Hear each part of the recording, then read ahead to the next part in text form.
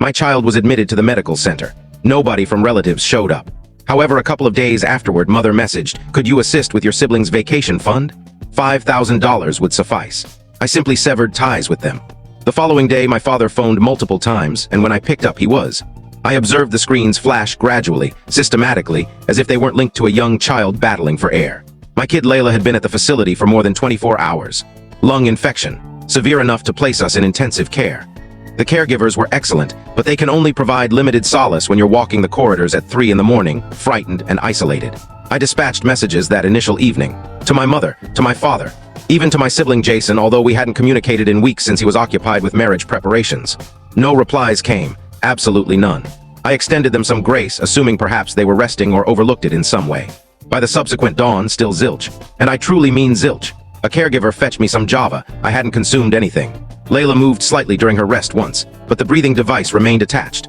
I recall perching on the small vinyl sofa near the pane, gazing at the vehicle area and realizing nobody's arriving, and that awareness. It devastated me in a manner I wasn't prepared for. I didn't come from an ideal household, but we weren't distant or anything.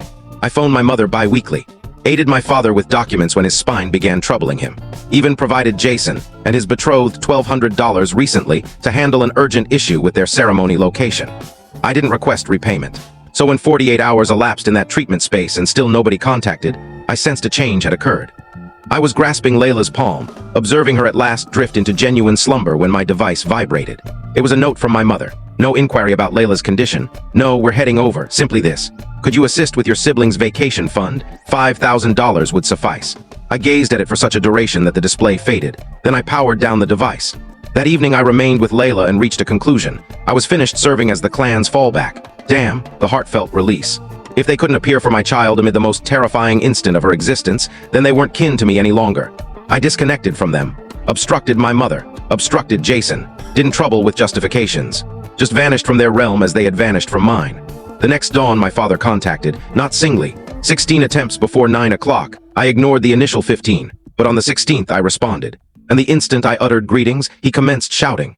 What he uttered next caused the atmosphere to seem even scarcer than it already felt in that intensive care space. He mentioned they required my identification number for a borrowing, and that was merely the start. When I questioned him why on earth they needed my details, he didn't hesitate. He explained Jason and his fresh spouse were facing problems with the getaway lodging reservation, something regarding a payment that wasn't returnable and necessitating an additional arrangement urgently. Their payment cards were exhausted, and since I possessed superior borrowing history, he assumed he'd utilize mine for a minor individual borrowing to support them temporarily, as if it were standard, as if it were anticipated. I remained seated in that awkward facility.